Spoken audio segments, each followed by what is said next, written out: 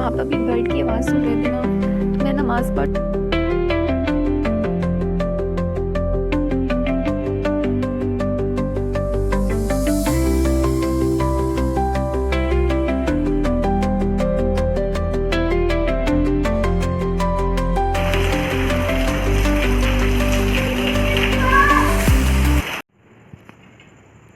अगर आप चाहते हैं कि आपकी ज़िंदगी में भी सुकून आ जाए, तो आप है ना सुबह जल्दी उठना स्टार्ट कर दें।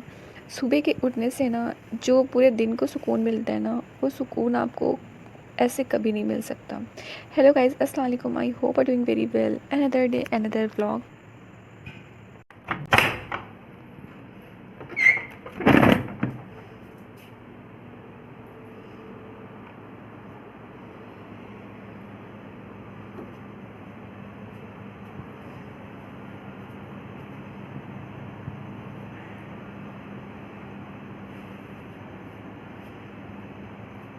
सुबह आप अगर घर से बाहर थोड़ा सा निकलते हैं ना, जैसे टेरेस पे हो गया, बालकनी में हो गया, या फिर आप टहल भी सकते हैं। तो मेरा टहलना तो नहीं होता है, तो मैं बालकनी में आ जाती हूँ, और ये वाकई में इतना खूबसूरत लगता है ना, एकदम सुकून। और वो ठंडी ठंडी सी हवाएं जो चल रही होती हैं, एक अलग ही सुकून लग रहा होता है। ऐसा लगता है कि सारा सुकून इसी वक्त में है। और जब आप है ना नमाज़ पढ़ने के बाद एकदम फ्रेश माइंड हो जाता है। और जब है ना वो पढ़ते पढ़ते मैं क्या करती हूँ ना, विंडो में जहाँ पे नमाज़ पढ़ती हूँ, क्योंकि मोस्टली मैं इस टाइम पे ऊपर ही नमाज़ पढ़ती हूँ, और ऊपर नमाज़ पढ़ने का एक अलग ही मज़ा है। क्योंकि मैं क्या करती हूँ ना, विंडो को ओपन कर लेती हूँ और वहीं पे नमाज़ पढ़ती हूँ, तस्बीह कुरान जो भी है मैं वहीं पे पढ़ती हूँ। और अपनी आँखों से आप जब है ना ये रात को धीरे धीरे से सुबह में बदलते देखते हैं ना, तो एक अलग सा ही जैसे लगता है कि एक थेरेपी हो जाती है, जो आपके माइंड को बहुत सुकून और बहुत रिलैक्स देती है। वो अभी आप ये देख रहे हैं ना, कितना एकदम पूरा अंधेरा हुआ होकर रखा हुआ है, और वो जो धीरे धीरे से एक अल्लाह की तरफ से जो रोशनी होती है, जो अंधेरे से उजाले में तब्दील होती है ना, उसका वो आँखों को जो ठंडक मिलती है ना, लिटरली मैं मतलब बता नहीं सकती हूँ। वो जो आप खुद जो लोग फेस करते होंगे, जो लोग ये चीज़ें देखते होंगे, उन्हें बहुत अच्छे से एहसास होता होगा कि आप जब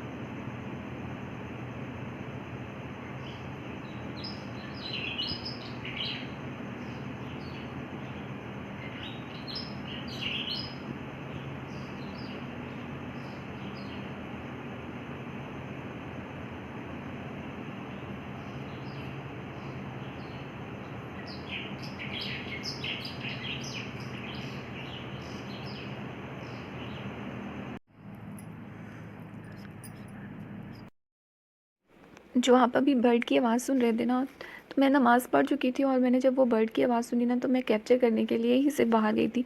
लेकिन थोड़ा सा जो नॉइज़ हो रहा है, वो सामने वाले घर में एसी का एग्ज़ॉस्ट ऊपर ही लगा हुआ है, तो उसकी है ना थोड़ी सी नॉइज़ आ रही थी। वो मोबाइल में ज़्यादा ऐसा लग रहा है, लेकिन वो जो बर्ड्स का चहचहाना, चिड़ियों का चहचहाना ना, वो इतना अच्छा लग रहा था, बहुत अच्छा।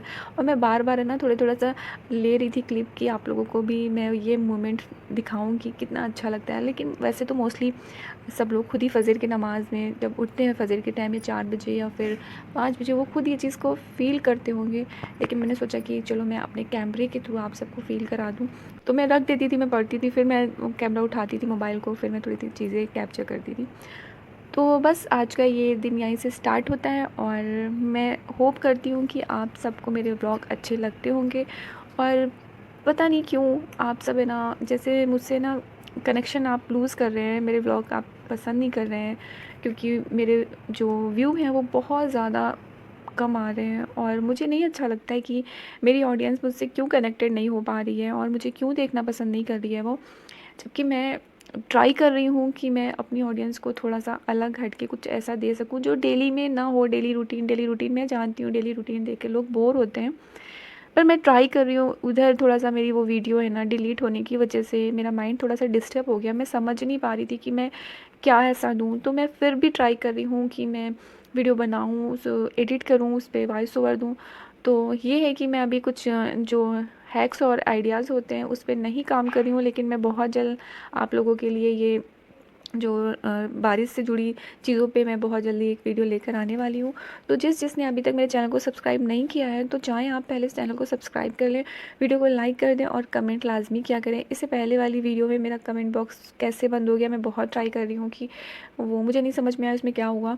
फ़िलहाल मैं ट्राई करूँगी कि इसमें ये चीज़ ना आए और आप सबको मेरी ये वीडियो पसंद आए, क्योंकि जब आप कमेंट करते हैं ना तो मैं कनेक्ट कर पाती हूँ आप लोगों से कि हाँ, आप लोग मुझसे जैसे मैं बातें कर रही हूँ तो आपके कमेंट के थ्रू मुझे ऐसा लगता है कि हाँ, मुझे रिप्लाई मिल रहा है उस चीज़ का।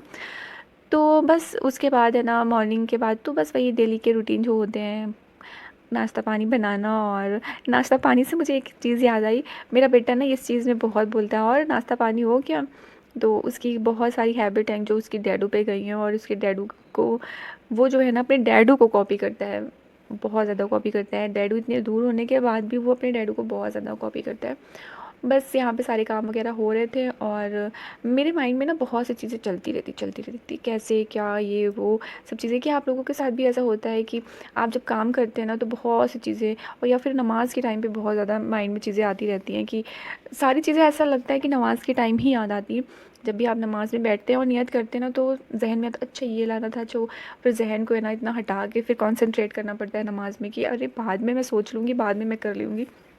तो आप में से किस किस के साथ ऐसा होता है नमाज़ पढ़ते वक़्त या फिर कोई काम करते वक़्त? तो यहाँ पे मैं दिखा रही थी कि मैं अपनी बेबी की जो बॉटल है ना, जब भी उसे वॉश करती हूँ तो मैं दिन में एक बार तो ट्राई करती हूँ कि उसको गर्म पानी से मैं अच्छे से क्लीन कर लूँ।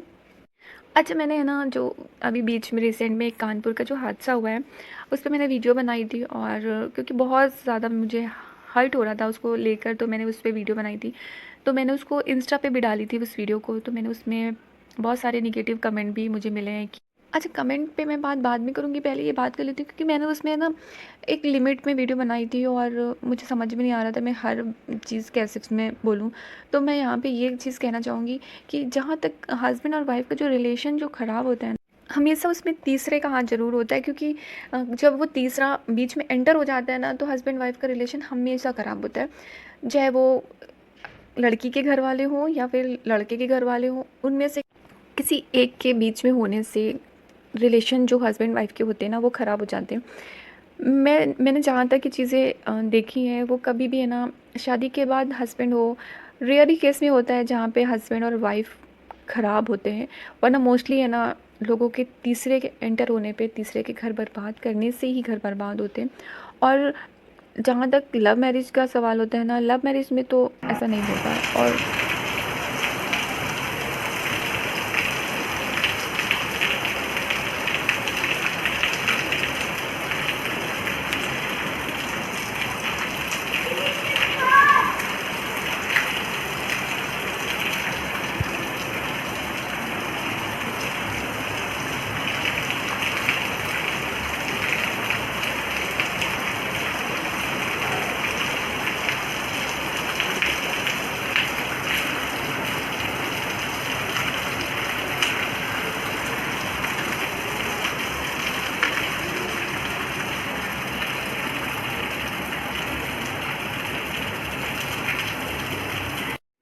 क्योंकि अरेंज मैरिज में तो फिर भी लड़कियां हों और लड़के दूसरे पे ब्लेम कर देते हैं, लेकिन लव मैरिज में क्या होता है ना कि वो किसी पे ब्लेम नहीं कर सकते, उनको दोनों को ही अंडरस्टैंड करके चलना होता है।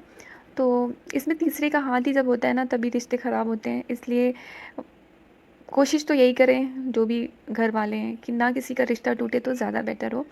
खैर, इस टॉपिक पे बात फिर किसी दिन करेंगे। जब तक के लिए आपको आज का व्लॉग कैसा लगा है, अच्छा लगा है तो प्लीज़ लाइक शेयर कमेंट ज़रूर कर दीजिएगा। मिलते हैं हम आपसे नेक्स्ट वीडियो में, जब तक के लिए अपना ढेर सारा ख्याल रखें, दुआ में मुझे और मेरी फैमिली को ज़रूर से ज़रूर याद रखें। जज़ाकल्लाह।